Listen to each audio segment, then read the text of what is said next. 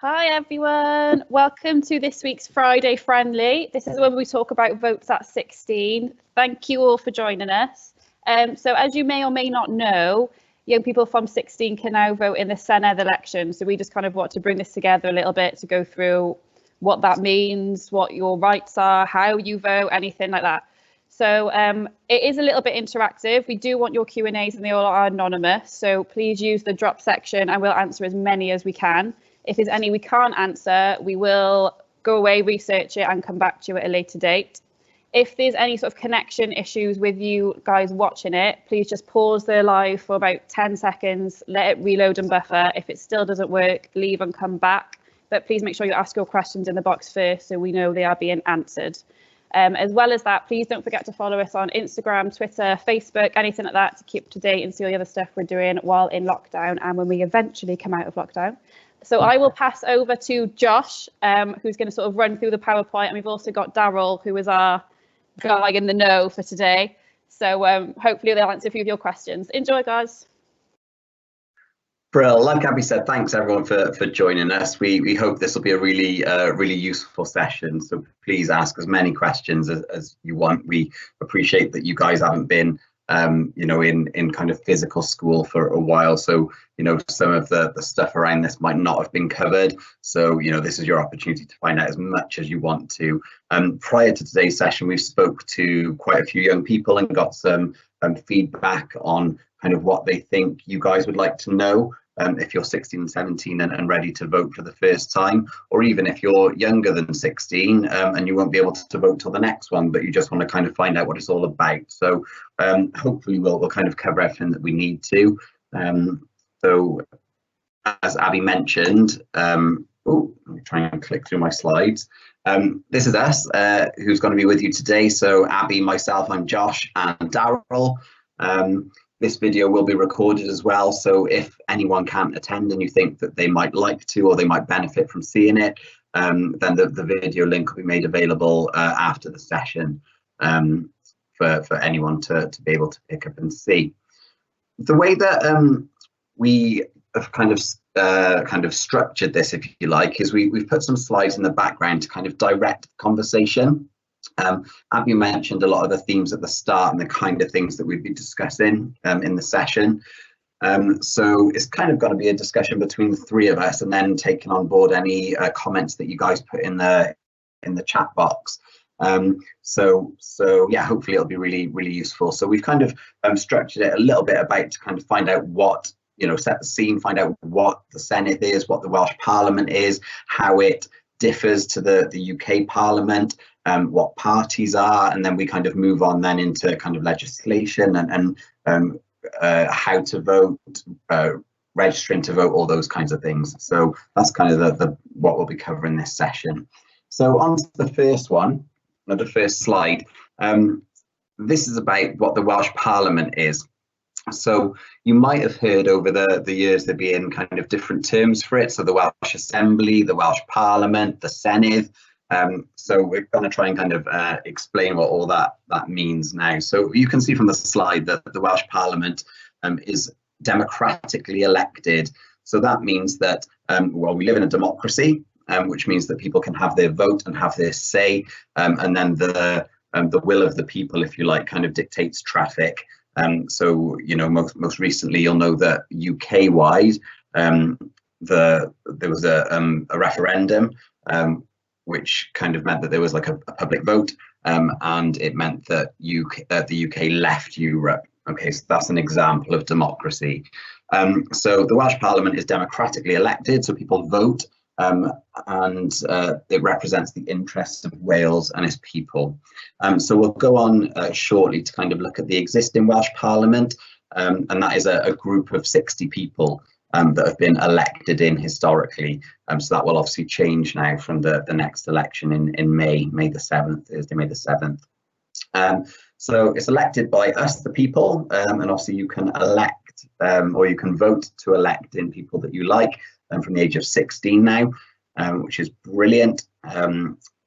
So yeah, so commonly known as the Senedd is the Welsh Parliament. So when people talk about the Welsh Parliament or the Senedd, it's the same thing. and it's those 60 people that agree the laws for Wales and Welsh taxes and holds the Welsh government to account. Now, we've talked about the Welsh Parliament, or the Senedd, being the kind of 60 people that kind of agree the laws and make the laws for Wales.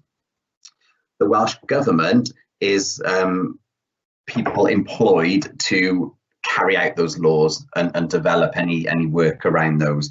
They're often called civil servants. So those, yeah, that's the difference between the Welsh government and the Welsh Parliament, in case you were asking.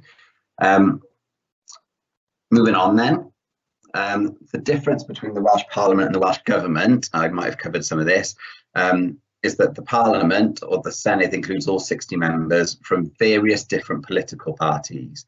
So that's probably quite important to know, because you might hear that, you know, we've got a Labour government or a Conservative government or whatever government we've got in at one time.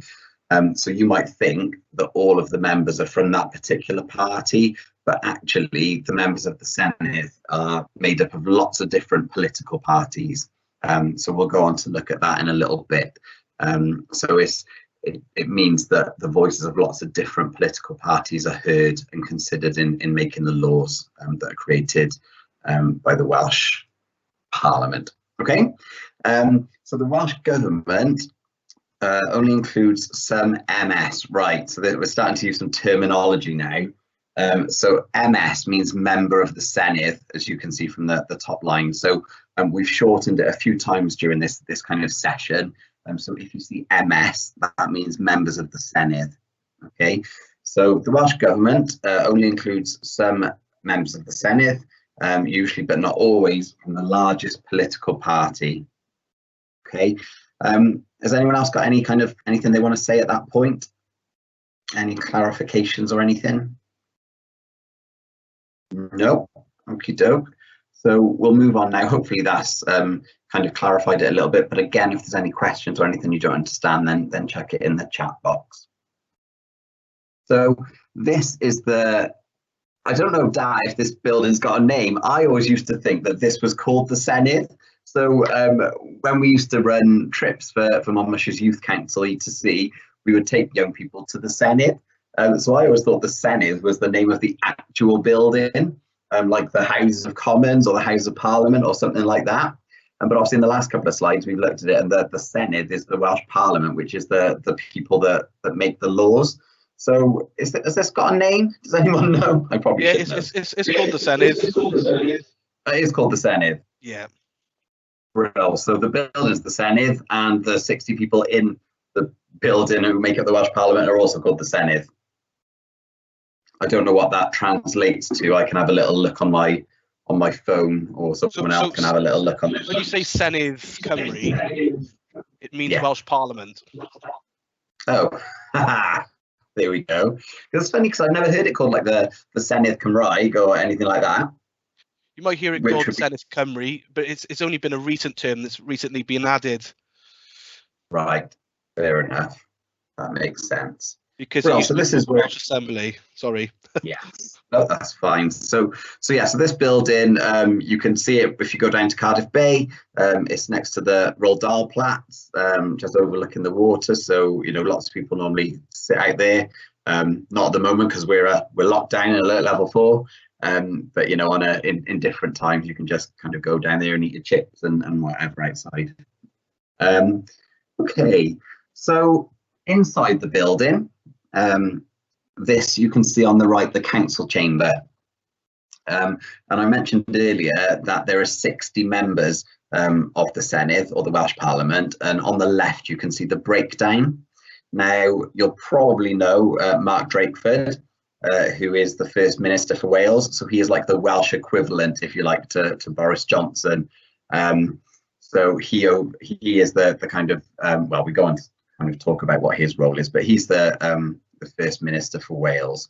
Okay, Dad, do you want to talk a little bit on this slide and talk about Elin Jones as well, and the kind of breakdown between the parties? Yeah, of course. So Elin Jones is the Welsh speaker. She's the speaker of the Senedd. So if you imagine, do you mean Welsh speaker as in like languages, or like she's the speaker? She might be Welsh speaking, but yeah, she is the speaker. So she is the presiding officer. So in central government, you have Mr. Speaker. When they start speaking, they call it Mr. Speaker or Madam Speaker. And there's also a deputy speaker as well, but they're called presiding officers. So presiding officer, they're the ones that shout order, aren't they? Yeah, pretty Order. much. So if you imagine, there's probably debate back and forth, and she's really good at sort of controlling that and holding people to account. If you imagine, when you're having any debate, there has to be rules, and there's rules of the House. So you also have a leader as well, so the person that leads on that and leads on some of the committees. And then you've got Mark Drakeford, who holds the majority as the biggest party in the Welsh Parliament. So if you look onto the screen, you can see Welsh Labour has 28 MSs, so members of the Senedd, and then you've got sort of Welsh Conservatives and Plaid Cymru, who are the sort of oppositions. If you want to click onto the next, I tell you what, before we click onto the next slide, some interesting things. Underneath Elin Jones, you can see there's a little bar across her desk. So that's called the mace. So the mace predominantly is a ceremonial sort of tool, and if some local councils also have it as well, and you also have mace bearers in central government where they march up with this big piece of brass. So that is to represent the decision-making process, and in theory, without that, they shouldn't be allowed to pass any sort of laws or any bylaws or anything like that. So that's what that's there for. So yeah, that's that one. So if you want to click on to the next slide, Josh, I can sort of go through the sort of makeup, if you like, in terms of the political parties. Yeah. Brill. That's cool. Like just to question quickly. So the pink arrow coming off Mark Drakeford, is that where he sits? Yeah, he sits towards the front. So if you imagine, it's very similar to Us County Hall for those who've seen it. It's very different to how UK sort of central government work. It's very much in the round, but the nice. First Minister sits in the middle in front of the presiding officer. I'm not sure the reason behind it, but I imagine Mark Drakeford is probably like because he's the person in charge. I guess that's where he has to be. But obviously, the First Minister will make opening and closing remarks, so perhaps he's in a focal point by there. Yeah, and I guess the whole circular nature of the chamber is less like standing offish. Do you know what I mean? Yeah. Like when you watch the news and you see like the House of Parliament and the House of Commons and all, people are sat opposite each other, and it kind of lends itself to like arguing with each other. Yeah. Whereas I suppose a more rounded place, there's no, it just feels softer and kind of nicer, I imagine. Yeah, it doesn't stop the arguments, but I think if you look at how sort of central government work, there's always back and forth. You got Sir Keir Starmer, you got Boris Johnson going in and at each other. I think, yeah, like you said, having a sort of round environment is calmer. Just a point to note on the building itself, it's meant to be the most carbon neutral political building within Europe.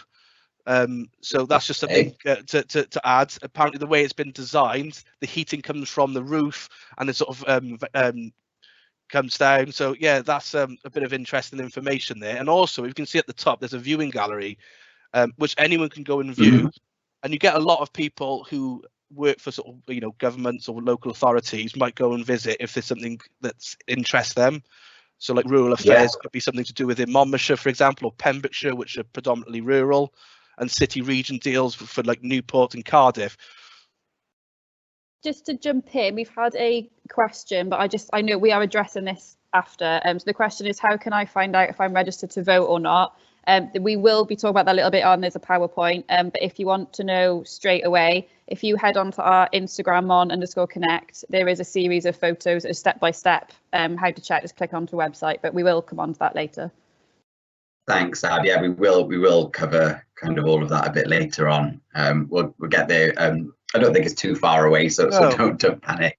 It's always handy to know this bit, so you know what you're voting for and know what it means when you vote. Yeah. So it's sort of, we've done it in turn, so it flows nicely.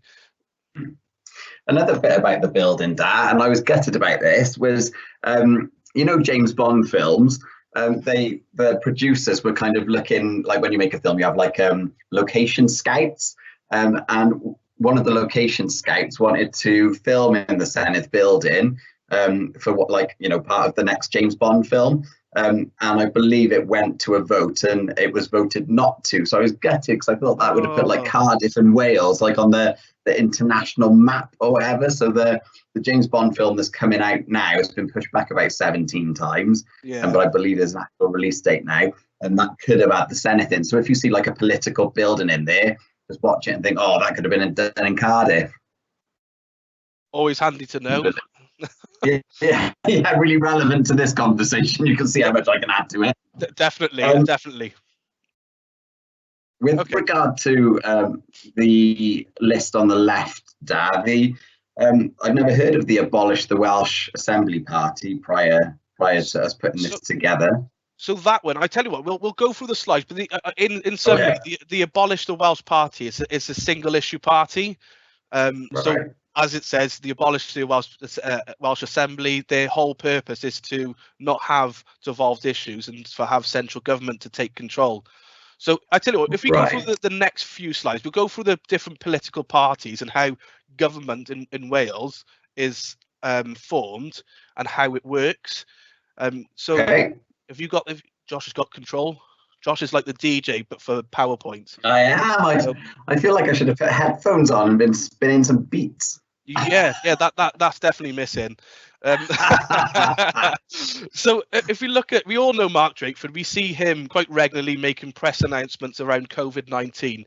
So he's in charge. He's in charge of Welsh government. He's the First Minister. So in the Senedd, they call them ministers and the First Minister, because they're called ministers because they don't have complete control over Wales, because some of it also lies in central government. So Josh will talk a little bit more about sort of the devolution powers a little bit later.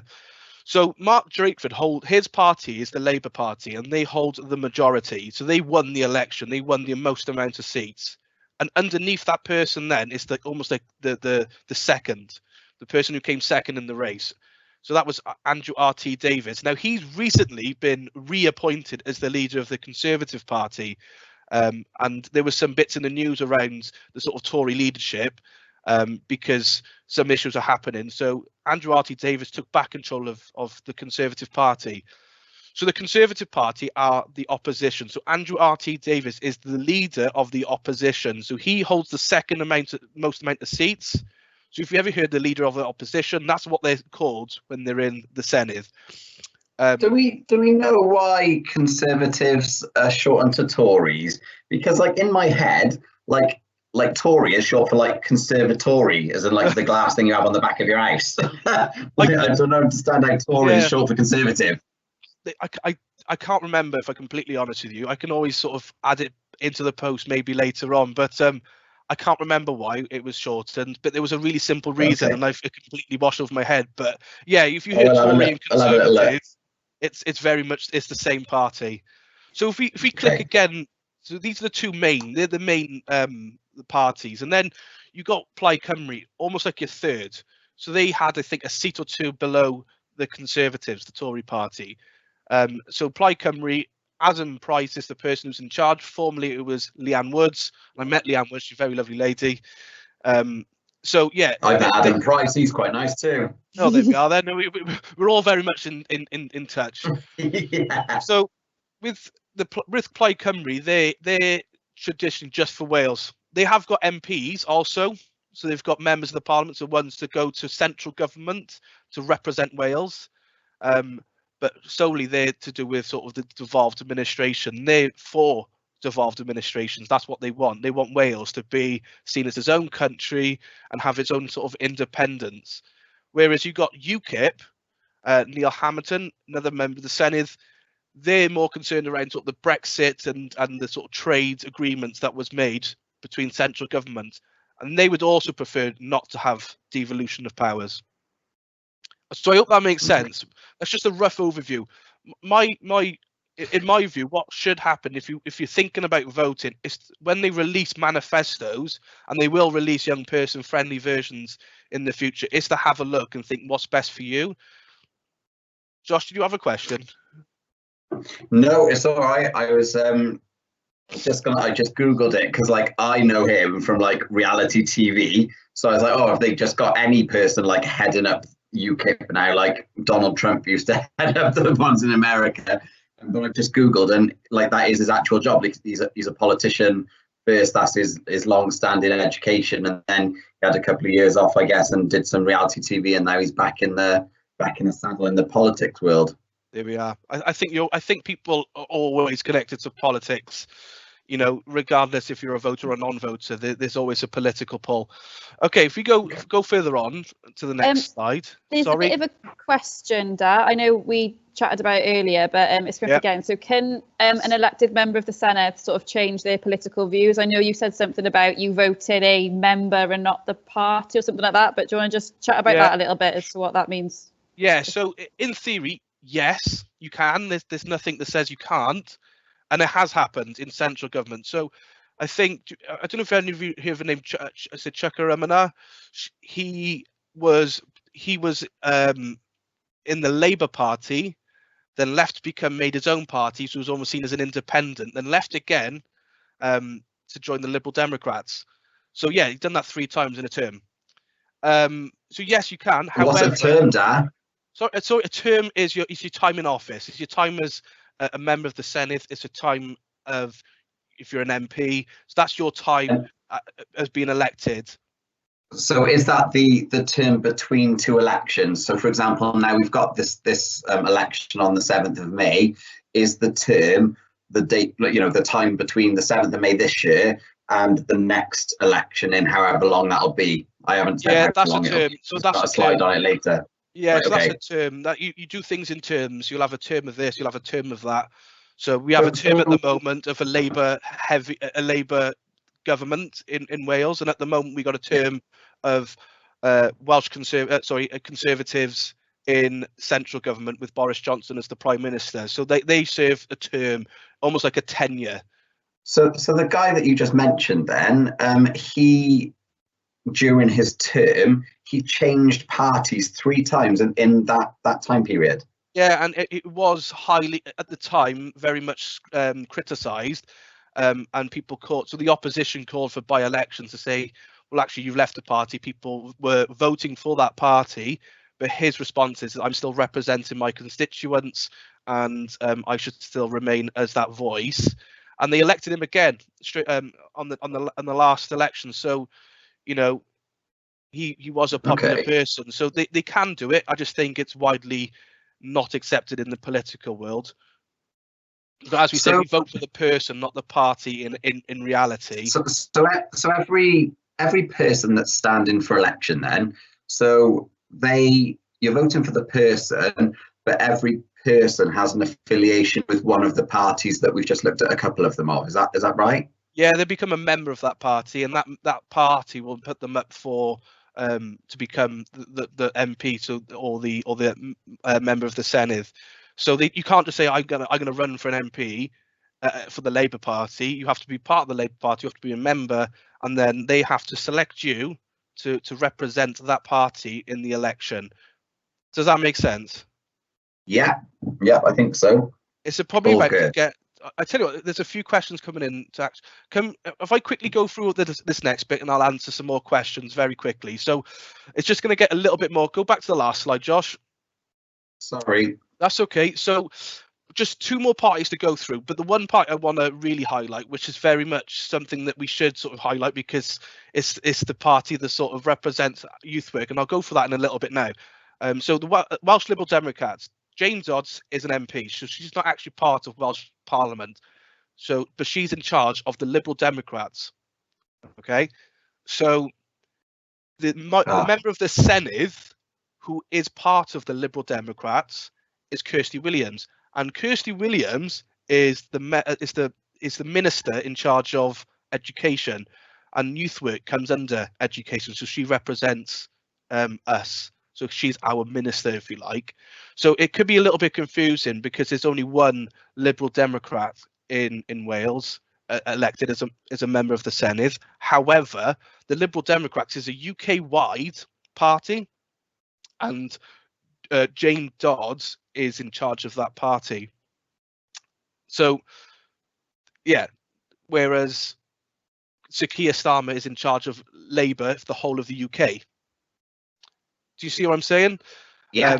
Nigel Farage, for example, is the leader of the Brexit Party, one party issue. But he's not even an MP. He hasn't been elected, but he's still in charge of that party. So, you know, this can happen. And then underneath, you've got abolish the Welsh Assembly. So that party, you can probably guess what their whole aim is to do. So they're called one party political sort of thing. So what they try to do is just sort of steal the votes from other people to be able to abolish the Welsh Assembly. Obviously not that successfully, they've only got 2, I believe. But people have voted them in. So if you go to the next slide, if there's any sort of questions relating to that. Yeah, should we just check in the chat box? I think there might be some questions coming through. Yeah. Abi, do you want to? You've got some questions, I think. Yeah. So can you man the chat box, Ab? Yeah. So one question, I think a lot of them, which I know we do come on to later, but a lot of them are sort of around how to vote. And there's a question, what does voting look like once you're registered? So I think that's more about the process of what happens then, like what gets sent to you, what do you have to do? So there is bits on that, but it's just as long as you've got enough time to cover those bits for everyone. Yeah. Well, all of that's coming. We're almost there. So yeah, we'll get onto that really shortly. There is a reason why I'm taking quite a bit of time, I suppose, going through this. I think it's to make an informed decision when you do go to vote. So Josh is going to go through the bits of how to and what it looks like. And I suppose my sort of job at the moment is to just sort of, if you get a very rough overview of what you could be voting for and what things to look for. If you go to the next slide very quickly, and I'll go through this pretty quick. I'll aim to do it in 3 minutes. So if you imagine, do you remember Josh mentioned about the sort of seating arrangements? All the red dots are the Labour Party. So they are the people that have the most amount of seats in that arena. To make a majority, you've got to have over halfway. Okay, so they've got to have 31. So they formed a government that forms people from other parties to make their majority. So they've asked Kirsty Williams from the Liberal Democrats to form part of that majority. And they've also invited an independent person. So an independent person is not affiliated with a political party. So they form the cabinet. They form the Welsh government. So they're the majority. So if there's a vote that needs to be passed, the likelihood is they'll pass because they've got the majority. And then obviously you've got the opposition. So that's what it looks like. So that's what the seating arrangement is. So in essence, they've asked people to sort of join on. So they've got more than the halfway point. Otherwise, if you didn't have a majority, votes would just go back and forth and no clear winner. And that's why you have to have a majority. And it's the same in central government. They've got to have a lot more than halfway. Okay. Because there's more people standing. So that on the whole is how the sort of politics is involved and the parties. So Josh will sort of go through now about what happens now once you've made a decision on everything we've just discussed. My recommendation for anyone who's new to voting is just have a little read of manifestos, and if you get stuck, maybe contact one of us and we'll give you a sort of broad overview.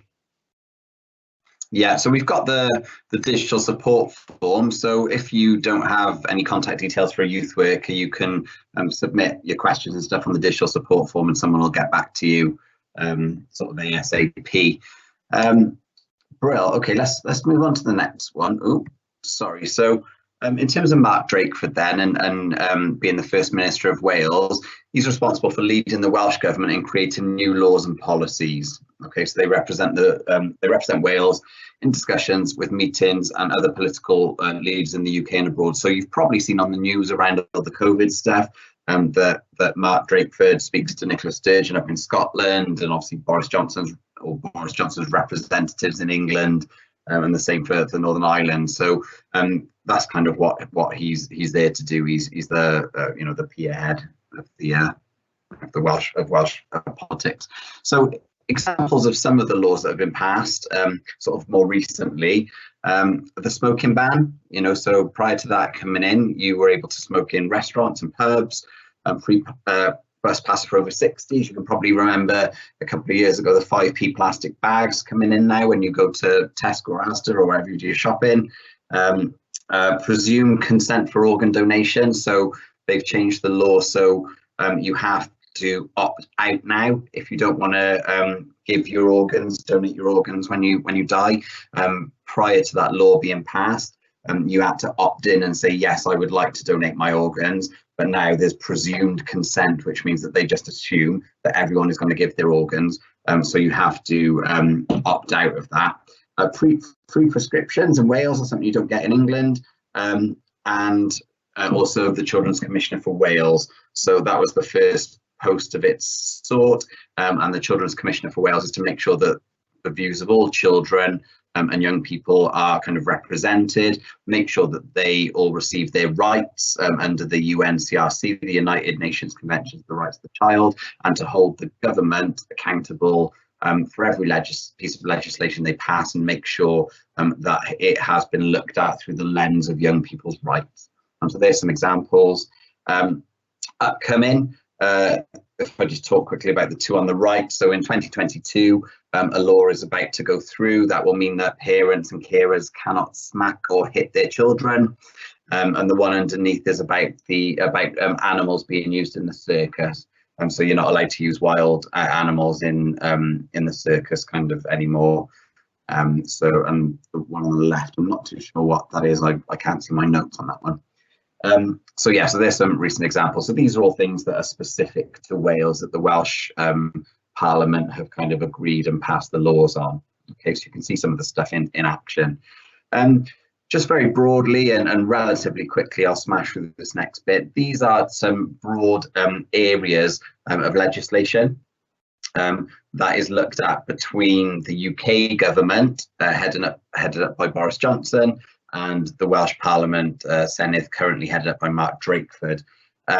So this is just an introductory slide looking at some of the areas. The next couple of slides we're going to look at are what legislative areas are relevant to the UK and which ones are specific to Wales. So you can probably see, just looking on the top row, that the Welsh language one is probably Wales specific.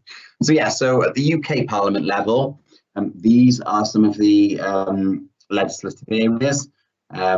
So I love the one on outer space and negotiating Brexit, because obviously, even though we are Wales, we are still part of the UK, and Brexit was a UK-wide decision. Okay, so some of the other things there, you've got immigration, the internet, and hunting, and crime and policing. Okay, so in terms of Wales and powers at the Senedd, you can see that they've got environment, mental health services, water, fire and rescue, agriculture, education is a massive one, and the Welsh language. So they brought in the Welsh Language Act and the Welsh Language Standards, meaning that the Welsh language can be treated no less favourably than the English language. So you know, that's just an example or a snapshot at some of the laws that are within the gift of the Senedd to make decisions on, and some of those that are left with the UK Parliament. Okay, Abby, is there any questions or comments? There are a few, yes. Okay. So does Scotland do the same as Wales? Ooh, Darryl, do you know the answer to this one, being our political correspondent? Yeah, they do. So you might have seen in the news recently, Nicola Sturgeon, she's the First Minister for Scotland, and she represents the Scottish National Party. And she's been in the news quite regularly of how she handled the pandemic. And she's also been in the news for something that's a little bit less favourable at the moment. So yes, they do have a version of what we've got, and so does Northern Ireland as well. The next question is, it's not really, well, it's more, what if we don't want to vote? So I guess you don't have to vote. No. I'd encourage it, but there's not anything holding you to account. You don't have to vote, but it's just your right to, unless Darryl's got any. You don't have to. No one has to vote. It's completely optional. One thing I will say, registering to vote will help in future as proof of address, which will help your credit. Doing it at an earlier age will help that. So I know this sounds really boring and think, why do I need to think about my credit now? Actually, I will hands up admit this. You need to do this, and it's bitten me before. So even if you register and don't decide to vote, it's still worth doing it. It's really interesting. I've heard kind of questions like that before, and it's a it's a perfectly genuine question. Like, why would I want to vote? Do I have to vote? And I've seen lots of stuff on it on like Twitter and debates and stuff. And what tends to happen is they'll get speakers in from countries that don't have a democracy and don't have the ability to vote. And it feels generally like the people from countries like that feel really oppressed, that they're not involved in the decision making, that it's not a participative approach to leadership, that they're done to. So taking up your vote means that you have a chance to influence the law in the country that you live in. So it's, I always think about it and think, what about the countries where people can't vote? And then I think about how kind of lucky we are and how important it is to kind of fulfill our kind of democratic right or obligation. But no, it is completely optional. Like Darryl said, it's worth registering regardless of if you end up voting or not. And we would all strongly encourage it. And even if the party that you kind of vote for, or the person that you vote for, in that party doesn't get kind of voted in, that doesn't mean that your values and your views don't get represented in the Senedd. We'll kind of go on to talk about that a little bit later, but you can see all the different numbers of seats. So for example, Plaid Cymru, there were 10 seats. So it could be that in Monmouthshire, if we voted for someone from Plaid Cymru and they didn't get into the Senedd, then at least, other people, like 10 other people did, so that the views are likely to be really similar. Any other questions, Ab? Yeah, there's are there any at a glance comparison sites for manifestos or parties? I believe they're updating them, aren't they, Darryl? But if you, I can post in this chat the links that were on the slides previously, and that does take you to an overview, but just be mindful, I think they are releasing new ones soon. Yeah, they will be updating them. So around election time, whenever there's an election, there's some websites that put some really good stuff together, and they kind of like questionnaires. So you can kind of obviously, you can go off on your own accord and kind of look at the manifestos and kind of see which ones like speak to you most as a person. But there are like quizzes that I've done in the past, and they're really interesting and really good. So they give you like multiple choice questions, and you kind of vote for the ones that speak the most to you, and you kind of rank what's most important to you, and they'll give you a scenario, and then you kind of got like a choice, and you kind of click the one which you kind of agree with. And then it's on a whole range of issues, mostly linked to the different piece of the different areas of law. So in Wales, it might be education, your views on kind of healthcare, agriculture, your views on the Welsh language, housing, all that kind of stuff. And then what it does is it kind of calculates kind of where you sit in terms of like your values. And then what it does, it kind of matches you to the closest kind of parties.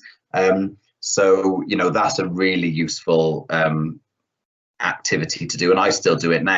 I'm a lot older than all of you guys, and I still do it, and still that really helps influence kind of who I vote for, because it says this is kind of where you've ended up on this kind of scale, and these are the parties that most align with your personal values. So yeah, there are things available, and like Abi said, whoever is making those will be doing those now over the next couple of months.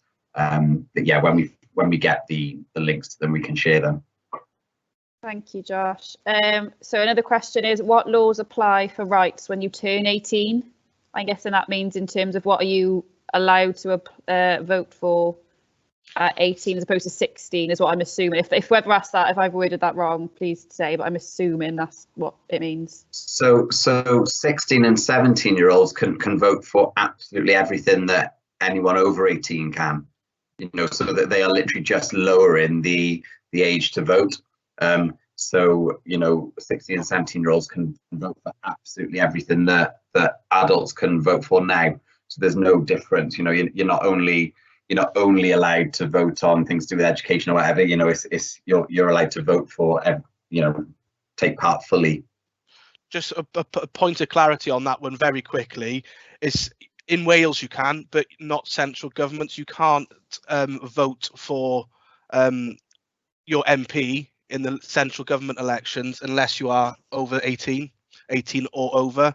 So whereas you've got members of the Senedd that you can vote for in at the moment, if you're 16 plus, when you turn, you cannot vote in your member of parliament, which sits in London in central government, until you're 18, which is very confusing. So what Josh is saying is correct. In Wales, you can vote for anything sort of Welsh government, but not central government, and they haven't sort of caught on with that yet. It's a very Labour heavy thing on their manifesto. Thank you, Yeah. Darryl. There's a few more. Sorry, Josh, just interrupted you. No, go on. I'll go through really quick, so I know we've got a few, like, to actually cover the bits about how to vote that I want to make sure we get in, 'cause I think that's important. But so one is, what happens if an MS quits in the middle of their service? Do you want me to have that one, Josh? Good question. No, you can do it. Yeah. So that has happened. It depends on how much of the term they've got left to serve, but most of the time they'll do a by-election. So if you remember, there was a member of the Senedd, but at the time he was an assembly member, Carl Sargent, who passed away. Yeah. So after that, then, because he passed away, there was no one to take his seat. So they've done a by-election where his son represented the same party and won the vote. So yeah, if someone quits or something happens in between, they'll have a by-election in that area. What is a by-election? So a by-election is away from the main election. So a by-election is local to whatever constituent that person is representing. So in theory, all political parties can go back and think, great, we've got this many to serve left. We can go back into it. It's given that option back to the people because that person they voted. So for example, if the Monmouthshire person that sits on or the Monmouthshire representative at the Senedd then decides they want to retire during their term, or has to leave for ill health or whatever, there would be a by-election in Monmouthshire only for the Monmouthshire people to choose that person's replacement, and that's called a by-election. Yeah, that's completely correct. Yeah. Woo! Every day's a learning day. Every day. Yeah, definitely. Clarification on the previous question. So I said about what laws apply for rights when you turn 18. So when obviously 16 is the UNCRC rights of the child, but is there any form of legislation in place for rights and human rights when you become 18 and over? So just to clarify on that, the UNCRC is from 0 to 18. So the definition of a child is 0 to 18, and the UNCRC, the United Nations Convention on the Rights of the Child, go from 0 to 18. Just to kind of clarify on that point. Fabulous. And then there's laws to do with human rights then. So UNCRC is kind of under 18, and then human rights is kind of applies from 18 up then. Thank you, Josh. Again, I don't know if we're answering the question right or not. Yeah, that was the sort of clarification that came through on that one. So I think that's sort of what that young person was getting at. Another one. Maybe in terms of the Children's Commissioner. So the Children's Commissioner makes sure that every piece of legislation that passes through government is looked at from a child's kind of rights-based lens. So she looks at the UNCRC. So she looks at whatever law is being presented. She looks at the UNCRC and just checks that it is within keeping with the UNCRC. But she only looks at the UNCRC, for people up to the age of 18. That's what she's employed to do.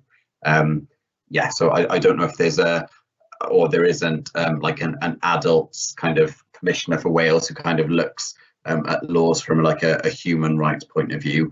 The Children's Commissioner who looks at stuff through the lens of the UNCRC, that is a specific post, and that was the first post like it in the UK. Thank you, Josh. The last one at the moment is, who is our MP and how do I get in touch with them? I put a plug in here for Engage to Change for Monmouthshire's Youth Council. So Monmouthshire have a youth council. Myself and Jade's in the background of this out on it, and we can get in contact with your local MP. We can put you in contact with your local MP if there's any points you want to kind of raise. In terms of how to find out who they are, Josh or Darryl? There's websites, I believe, isn't there?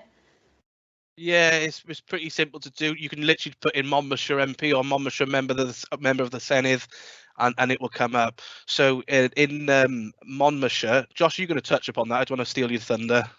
No, you crack on, please. No. So in Monmouthshire, if you're going to speak to your member of Parliament, the person who goes to central government, his name is David T.C. Davis, and he is part of the Conservative Party. And then your assembly member, member of the Senedd, is Nick Ramsey, but that excludes Caldicot, Roggett, Mega, and Undy, because they fall under the Newport East. Okay, so the member of Parliament is Jessica Morden, Labour, and the assembly member is Jane. I'll find out. I'll go back. So that's a really good point to raise, actually, because we're in Wales you've got 22 local authorities, Monmouthshire being one of them in terms of like the county council. It's not that there's not 22 kind of like political kind of areas, if you like. So for example, as Darryl said then, Monmouthshire, like the county of Monmouthshire, is split across 2 different political areas. So yeah, the bulk of Monmouthshire is with the Monmouthshire political people, like David Davis MP, but then, like you said, down the bottom of it is the MP is Jessica Morden, and she represents Newport East. So in Monmouthshire, the county, we've got 2 political areas, Monmouth, and Newport East. Another point Jessica mentioned then, he called Nick Ramsey an AM. Now that is the language we used to use when it was the Welsh Assembly. So AM means assembly member, but now we've moved on and all the terminology's changed, and it's MS, which means member of the Senedd. So if you ever hear anyone say, Nick Ramsey AM, that's a kind of outdated term now, and it's Nick Ramsey MS. Sorry, just a point of clarity, John Griffiths is the member of the Senedd for Newport East and also Labour. Yeah, brilliant, thank you. Okay, shall we crack on with the slides, Ab, or is there anything else pressing at the moment? No, that's it for the moment, Josh. I think if we crack on with the how to vote and bits like that. Yeah, that's fine. So we've kind of touched on this a little bit when there was the question about, do I have to vote? So, you can kind of see this picture on the left. You can see if lots of people are like, oh, I'm not going to bother voting, that amasses to a bigger amount of than the people that didn't vote, if you see what I mean. So you've got to kind of take responsibility. Dad, did you have anything to say on this slide? I know we talked about it a little bit earlier. No, I don't think so. It's quite. I think they've done a YouGov survey about how many people that didn't choose to vote and their reasons, and the top reason was because I didn't think it would go anywhere. So if he clubbed all those people together, that actually might have propped up someone's seat or a position. So yeah, it's definitely worth doing. On that note, Dad, can you just Josh? No, go on. On that note, can you just, Darryl, speak quite briefly about how so say I voted for Plaid Cymru and they didn't get in and Labour did. I think some people feel like, well, my vote hasn't gone anywhere, but does that sort of still give them an extra seat? Does my vote still give them a little bit of extra power? Like in terms of what actually happens once the main people have been elected in, what then happens to all those votes for other parties? Do they go towards extra voice for them? Difficult one, because no, they don't. It's the short answer. But it's not wasted because you've tried. So yeah, if you say, for example, I wanted to vote in I don't know, say UKIP, for example. Say I wanted to vote in UKIP, they didn't get in, but at least I tried. It doesn't really go to anything, and that's how democracy works. It's on a voting system, the winner gets the seat. But it's not wasted because you've tried your best, and a lot of people might get into that. And it's, you know, it is a privilege to vote, isn't it? You know, it's not everyone gets it, so it is very important. You know, if you think historically, when like women couldn't vote and there was the big like suffragette movement and all that kind of stuff to ensure that it was like an equal democracy where men and women's vote could count equally because they're all people. This I see as a bit of an extension of that, in terms of saying, you know, young adults at 16 now are valued enough to for us to listen to, you know, their voices and their opinions, and for us to take them on board, and for young people to help shape the law and the way that the country's run. So I see it as a big privilege and a big kind of, you know, pat on the back for young people that they've been trusted and valued enough to be given this opportunity. So I would definitely encourage it. We've been politely informed we've got 9 minutes left, Josh. Yeah, I'm gonna smash through it. So the Senedd elections, we talked about terms earlier, so it's every 5 years. Oh, I was given the wrong date earlier. It's Thursday the 6th of May, not Thursday the 7th of May. Sorry, that's my bad. So they're held every 5 years, the Senedd elections, and that is what we call a term, as we mentioned earlier. We also mentioned that each party in the run-up to elections creates something called a manifesto. And that is where the parties present their ideas and say, if I get voted in, this is what I pledge to do. And it can be, you know, about education or health or housing or any of the things that we looked at. So that's called a manifesto. And they're produced in a variety of different ways. So they might make videos, they might be documents, there might be easy read versions, there might be like young people friendly ones, you know, without that being too patronizing. So if you hear the word manifesto, that kind of is where a political party kind of lay out what they intend to do. And you can see those on the links on the earlier slides. You do need to register to vote. So I know this question came up earlier, and this is how you need to do it. So there's a website, www.gov.uk/register to vote, or you could just Google register to vote. It's really straightforward. Only takes a couple of minutes, and you just need your date of birth and your national insurance number. If you don't have access to the internet, you can register by post. Brilliantly, it says you can download a form from the website. But yes, there's that's a funny one, that one. But yeah, you only need to register once, and the only time you need to change that is if you change your address, your name, or your nationality. Okay, and again, on the website, it'll tell you what things you can register to vote in. Okay, so that's a bit of a whistle-stop tour, but you know, that's where you need to go to get everything. If you have any trouble registering online, come to one of us and ask us, and we can help you. So you can go to a polling station then. So they tend to be like community halls or primary schools or whatever, churches, and they tend to kind of shut down for the day, and you can use them to vote.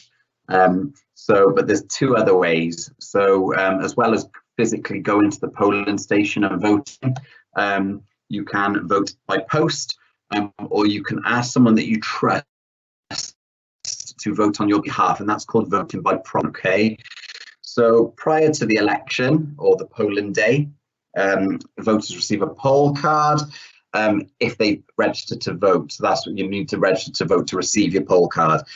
When you've done that, and you'll receive your poll card, and there'll be one per person that's registered to vote. So if you're in a house and there's, you know, 2 parents and 4 children over the age of 16, and they've all registered to vote, then there'll be 6 polling cards coming to your house addressed to those individuals that have registered. It tells you where your local polling station is. So it might be the church or the primary school or the community centre or whatever. And it's assumed that you want to go to the polling station and vote. Okay, so if you don't, then I'll tell you what to do now. But when you go, it doesn't matter if you forget your polling card. You know, they'll sort you out when you arrive there. They'll ask for some details from you, and they'll cross-reference the details you give them with the details they've got, and then they'll allow you to go in and cast your vote that way. Okay, Abby, just shout out if there's any questions, because I'm smashing through this. I will, don't worry. Voting in person, they're open from 7 a.m. to 10 p.m, the polling stations. It's not optional where you go. It's so structured and organised, you have to attend the one that's on your polling card. And then, like I said, you give them your details, so your name and address, and then they'll check. If you go to the wrong one and they don't have your details, then they'll just turn you away, and you'll have to go to your actual one that is named on the card. When you arrive, they'll cross your name off so that you can't vote twice. They give you a polling or ballot paper, and you go into like a little secluded kind of area where no one else can see. It's like super exam conditions. So you've got like almost like a box that you walk into, and then you mark on the ballot paper who you're voting for. Okay. When you've done that, then you fill out your ballot paper, you fold it, and then you return to where you signed in and you drop it in the ballot box. Okay. There'll be instructions on the ballot paper that tells you how to do it, and there'll be posters all around the polling station, so it should be really clear, and they'll tell you whether to tick or cross in the box, or whatever.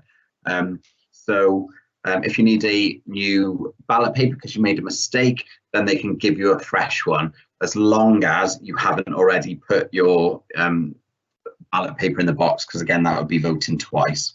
Can I just jump in there, Josh? Again, don't worry about it. Yes. Only because it's a question, it sort of links in with this while we're on the topic. So there's a question: what do you do if your poll card doesn't show up? So if you've registered by post, it doesn't turn up. Would that sort of be there'll be a deadline for which you need to register by, and it's considered that deadline gives enough time for the polling for the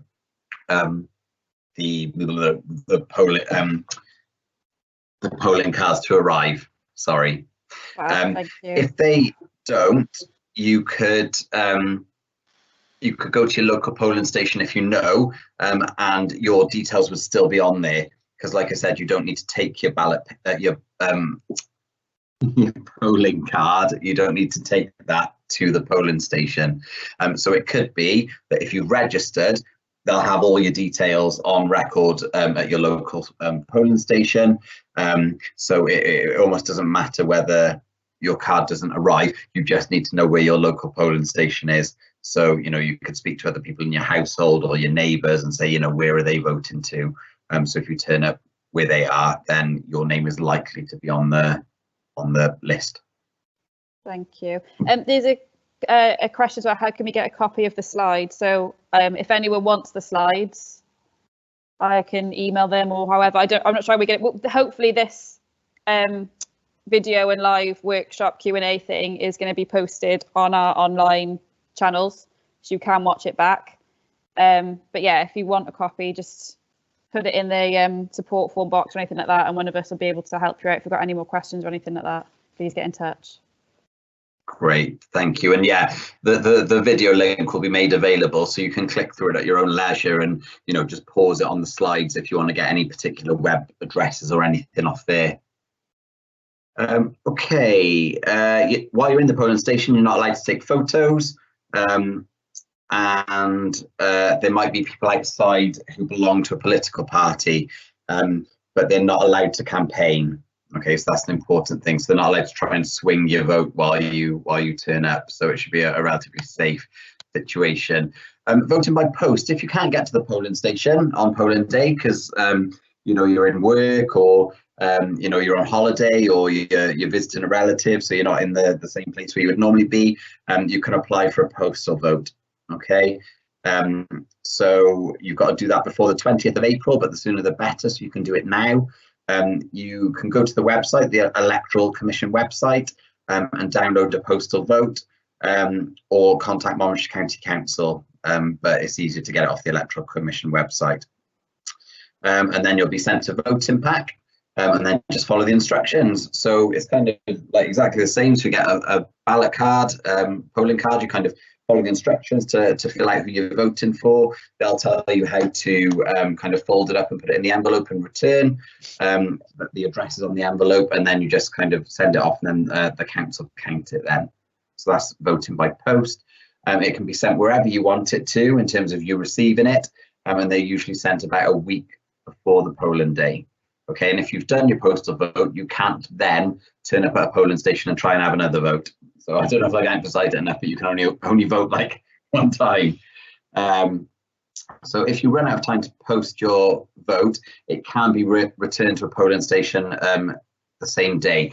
So for example, you might have filled out your postal vote pack, but then you go on holiday and you didn't get to post it. So whoever you live with can take your postal vote, the envelope, to the polling station on the polling day, and it'll still be counted. Okay, so the council, they enlist a load of people to help counting the votes. So that all gets done then through the evening, normally after 10 o'clock on the day of voting. And then what if you can't get there to vote? So we've just talked about that a little bit with regards to postal votes, but we mentioned voting by proxy. So you could ask a parent, carer, brother, sister, or close friend. Okay, so it's someone that you trust. You need to tell them who you'd like to vote for, where they need to go, and that might be different to their own. So if it's your brother or sister, for example, they may live in the next town over or something like that. So they need to go and represent you at the polling station that you've been allocated, not their own. Because if you've registered, obviously you are registered to vote at a particular venue. So if someone is voting by proxy for you, then they need to go to that venue. Okay. Unlike a postal vote, you need to provide a reason to vote by proxy. Okay, so if you apply to download the postal vote pack or application form, whatever, you don't need to give a reason, but voting by proxy, where someone else votes for you, you need to give a reason. Okay, and these are the 5 reasons. If it's a medical reason, you need to get a doctor to sign it, and if it's to do with employment, you need to get your boss or your employer to sign it. Okay. And then if you change your mind, you can do so as long as your vote has not already been placed. Okay, so you can just then turn up at the polling station instead of the person that you were going to go and get to vote for you. Hopefully that makes sense. I think we've talked, are there any questions about that? Because that's the bit about kind of how to vote, Ab. No, not at the moment. I'm just conscious of the time a little bit. Yeah. So. Yeah, so in the go on, Dar. Was that Darryl? I didn't say anything. All right, so last couple of slides. So in the Senedd election, the one that's coming up on Thursday, May the 6th, you've got 2 votes, okay? So one is your local MS, your Senedd member or member of the Senedd, so who you'd like to be one of those 60 seats in the Senedd, and the other is you vote for someone not to be an MS in the Senedd, but you vote for them to kind of represent your views in the local area. So you'll have 2 votes, but you just need to make sure you know which person you're voting for the member of the Senedd and which one is your regional vote. Okay, so they're the 2 votes. We've explained how you find out. Oh, no, this answers one of the questions from earlier. So you can find out who your local MP, MS or councillor is by going on the Write to Them website. So www.writetothem.com, and there'll be the full list, okay? And then apart from that, it's like Darryl said, you can just Google it. Your vote is your vote. So, you know, there's a lot of potential peer pressure here.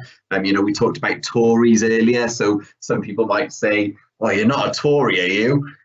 You know, so there could be some like bullying around it, particularly online, like when you're an older person like me, or even if you're on Facebook or Twitter, you know, from the age of 13, you might see around political or election times, people get really political on there and kind of quite like a bit vicious, a bit nasty, sometimes quite like bullyish. So just to let you guys know that that's a thing. So just kind of be aware that it's your vote. Don't be peer pressured into voting for who your mates want you to vote for. You know, this is a big responsibility, and you're responsible for your own vote. So, you know, it's fine if you vote for someone and you talk to your mate and they're voting for someone else. It's absolutely fine. It doesn't mean you need to fall out.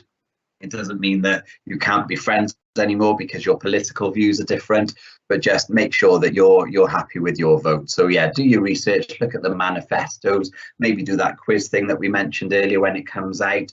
Maybe talk to people. You know, you can write to your local MP and say, you know, what is your stance on this particular issue? And kind of watch the adverts. There'll probably be stuff going through your doors and people campaigning. So just take notice and kind of be aware and form your own opinion. And it's completely your opinion. Don't be bullied into anything. Don't get wound up by, you know, if you are a Conservative and you hear people saying, oh, those Tories were, you know, if that's the way that you're voting, like, own it. That's fine. You know, don't be bullied. So your vote is your vote. You're responsible for it. And it's completely up to you. I think that takes us to the end, I believe. Ab, is that right? It does, We've yeah. got over. Thank you so much, Josh. I know I absolutely whizzed through that last bit. Thank you. Yeah, so that last slide but one is a video that's about 5 minutes long. We won't play it now, don't worry, but I'll post the link up and things like that kind of goes over a lot of what we just said. So yeah, I will post that, but I won't place it now. So I just want to say thank you all so much for joining. Sorry it's gone over slightly, and thank you to Josh for wrapping it up and keeping it up. But I think it's good that it's gone over, because I think we had that many good questions come in. I think it's needed, and this is such an important thing for young people, that you now have this right to vote and have your voice heard and have your opinions heard. Though I do think it's really important. So I just want to say thank you so much for joining and staying with us. If you want to contact us in any way, please fill in that digital support form and someone will pick it up. Like we said earlier, this will be reposted out to social, so you can watch it back and pause at any time. Friday Friendlies are happening every Friday by the name. But next week we'll be talking about gender inequality for International Women's Day, and we will have Councillor Sarah Jones on to give us a little bit of a chat about that. So please follow us on there, follow all our social media links. You can post questions and give a feel for what we're up to. We'd really appreciate it. So thank you so much for joining us. And thank you to Darryl for being the voice and all the informative answers, the main part of it. Sorry, Dar, left you out of that. Thank you.